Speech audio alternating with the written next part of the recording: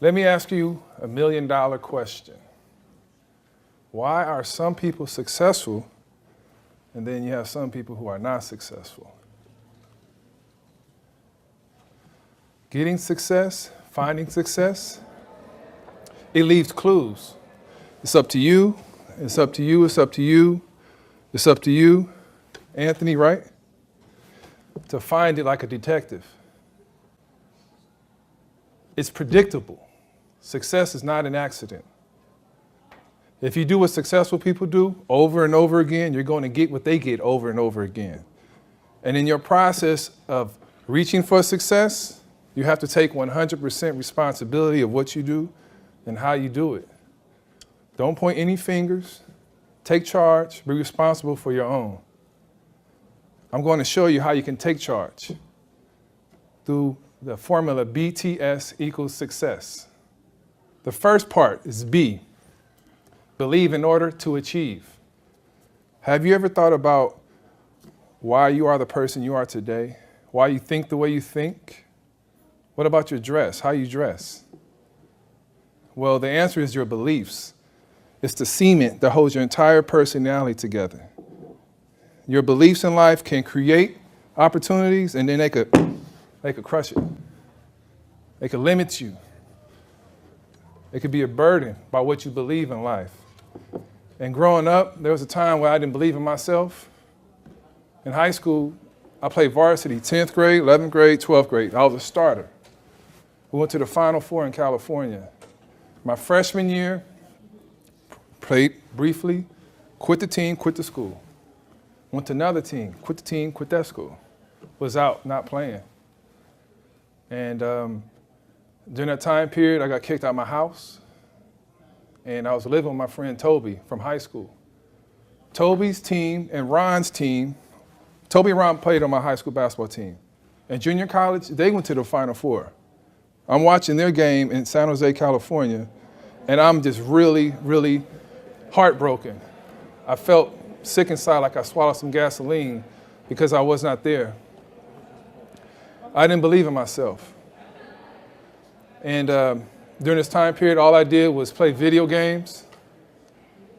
That was it. And I worked my job as a cashier, and I did some other things I shouldn't have been doing in life at that time.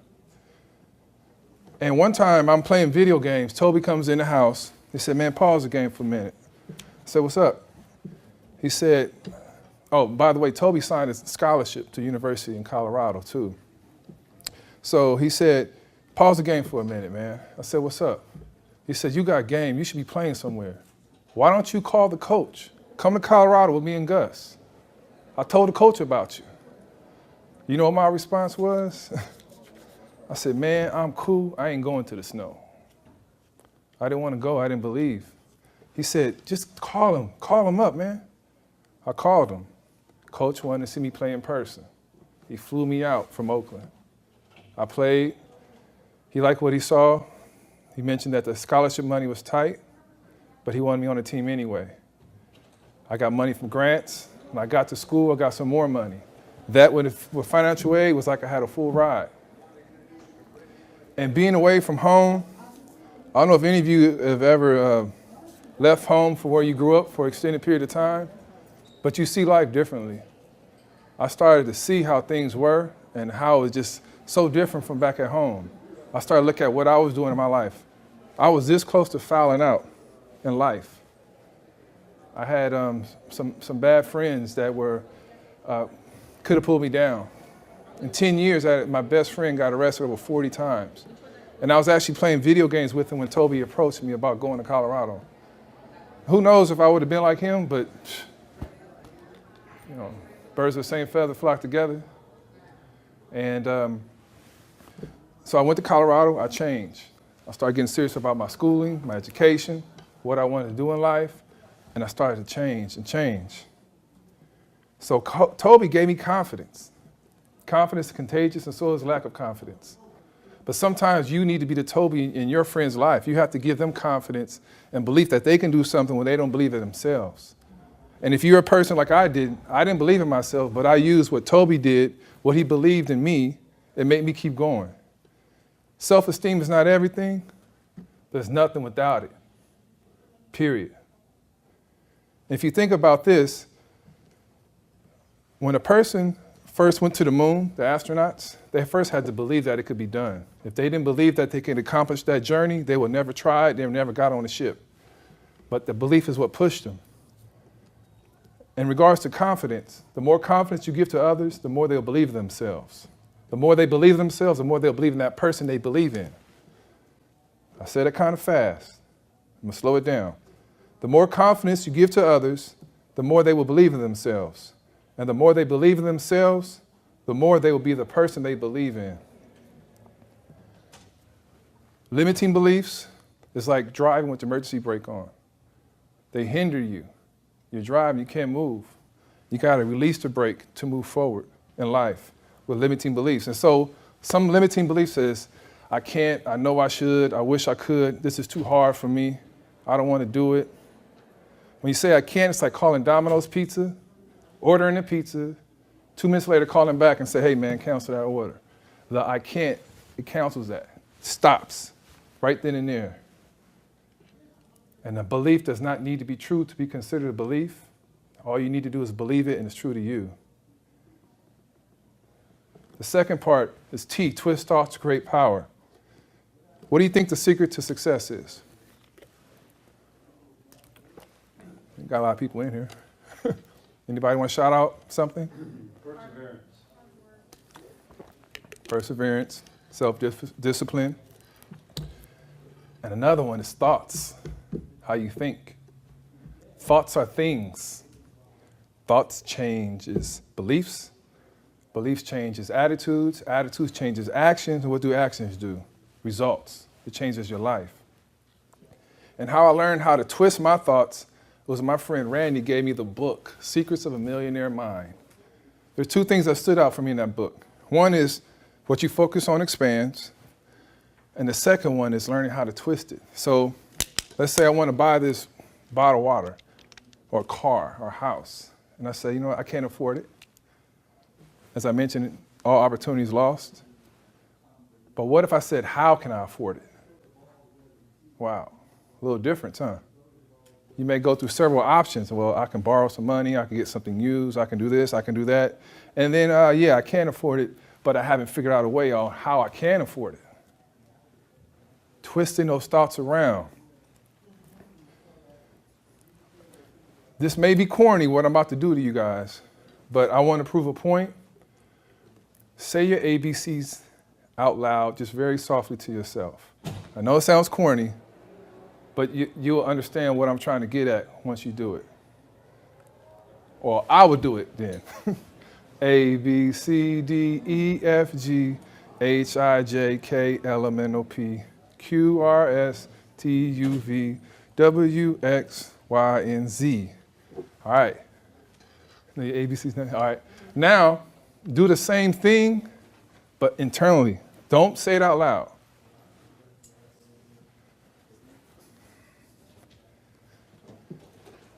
All right. Did that voice you heard in your mind sound as the same as you saying it out loud? That's self-talk. Self-talk is in your head. It can be out loud. A lot of times we don't recognize when this occurs in life. We talk to ourselves constantly. Sometimes some event can happen, we just hit the play button. We're automatic. We don't know what's going on. We just going off of our self-talk. You are what you think about most of the time. So if you think you're sad, guess what? You're going to be sad. If you think you're happy, you get happy thoughts, you get happy actions. Your brain is like a computer, and it does what you tell it. Like a computer, you type it in, and it goes to work. Your brain tells the body what to do. You can live your life by directing your thoughts rather than your thoughts directing you.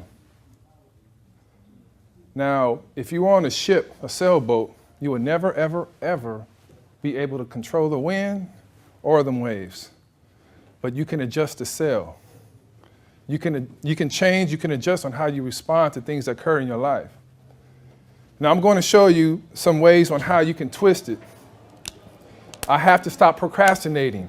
Twist it. I can and will stop procrastinating. I'm too tired to do it. Twist it. I have plenty of energy and I feel great. This is a waste of my time. I don't feel like doing this. Twist it. If I'm patient, I can learn from this. I just need to get started and it will be easy. I need to do my homework. Twist it. I must do my homework. So change it around to I can, I must, I will do it. You're directing your thoughts. You can only have one thought in your head at a time. And hopefully you'll live your lives by directing your thoughts. And for you to change the visible, what you see going on, you got to change the invisible. And that's how you think and how you register your thoughts and how you twist it. The last portion is S, score with self-improvement. I was once a co-founder of a basketball apparel brand.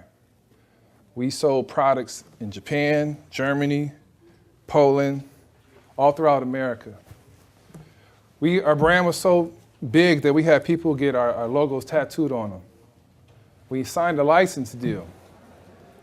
And one time, we weren't making any money on this license deal. I flew from Oakland to LA. We did an event with ESPN for a City Slam. It was a dunk contest. I sat next to this investor. He's a venture capitalist. I was reading a book about stocks. A venture capitalist is a person that all they do is solely invest hundreds of thousands or millions of dollars into businesses so that they get a return on their investment. I told him what about my company was doing, all the things we're doing, and he wanted my card. Later on, my CEO and him, we went to San Francisco and had dinner with him. We told him our outline of our vision, what we did, how unhappy we were with our contract. He said, y'all took it to the 10-yard line, I'm gonna take you to the end zone. Let me look at that contract. A couple days later, we got an email. He said, this is beyond bad. I can't believe your lawyers let you sign this. Negotiations took place between the venture capitalists as well as the license company for us to get out. Nothing, we're just clashing. They want to make children's lines, they want to have tennis shoes made, nothing happened. He told us, we went to his house, he got $10 million for startup money for us. He'll get other people to come in and run the company. But we didn't get the money, morale was lost, and everybody started to drop like flies. And I left. But when I left, a friend, Housley, gave me over 40 self-improvement recordings that changed me. That's why I'm here, really. One of the things because of what I learned through those recordings. I got an external hard drive, I gave it to him. He transferred it over. I didn't have a car, I had a car. I didn't have a radio, somebody stole my radio, so I'm sitting there driving, my laptop on my lap, bumper to bumper traffic, listening every day. Oops, I messed the mic up. And I became addicted to learning. I never went to the bookstores, never went to Borders, never did any of that stuff. But then I started going by myself with a notepad, reading books. And I said, wow, this is amazing. I put all my thoughts down and I made a book, Basketball to Success, How to Be the Prepared Student Athlete and Not Foul Out in the Game of Life. I've also started a company. So the talk is success after sports. And one way that you can do that is by self-improvement. You got to work on yourself. And one important thing that stood out to me, this dude named Jim Rohn, I listened to. He said, if you work hard on your job, you make a living. But if you work hard on yourself, you make a fortune. Things like that, it's like, wow, that's deep. That's deep. I started to learn from that. So I put all my thoughts into a book and I made a company. based upon a membership. Now, when you learn something, it requires new actions. Leaders are readers. And in order to have success, to get success, you have to pay the price in advance. You have to go to it. Success doesn't come to you. You have to pay for it before you receive. You go to McDonald's, you put the money up, then you get your food. You want success, you put in the hard work, you put in the discipline, you put in perseverance, like the gentleman said, then you're going to get success after sports. But it starts with you personally. How are you growing? How are you learning? How are you taking charge of your life? It's not too young. You're not too young to start. It's not too late. So in conclusion, my definition of success after sports is to reach your goals with passion.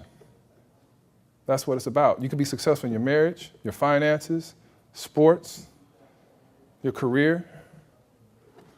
You could be a loving husband, a loving wife. It's not money. So to recap, we talked about BTS, believe in order to achieve, twist thoughts, create power, score with self-improvement.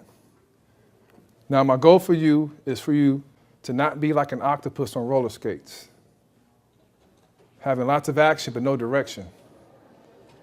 My goal is for you to learn, grow, and take charge through self-improvement. And that is how you're going to get success after sports. Yes, Anthony. So what if you have goals or if you have things that you're trying to achieve and you don't know where to start, what's the best place you can get started at? How do you get started? You got to figure out the end result. You can't hit a target you can't see.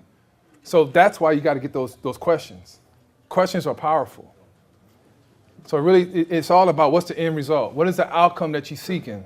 And then from there on, so in goals, there's a thing called, it's an acronym, SMART goals: specific, measurable, achievable, realistic, and have a timetable on it. You can't just say, I want a lot of money, but if I say, you know what, I want $100,000 in my pocket by this time next year, that's specific. And with goals, what I do is, I did an interesting thing is that I made affirmations. It's not enough time to talk about affirmations right now, but also make a vision board. Like, for example, I went to Jamaica this past summer. Was it summer? No, December. I went on a cruise, Caribbean cruise, first time ever. I've been wanting to go. I printed it up and I had it on my wall. And then it's just a law of attraction that happens. But you got to see it, you got to believe it, and know that's going to work out for you. Wow.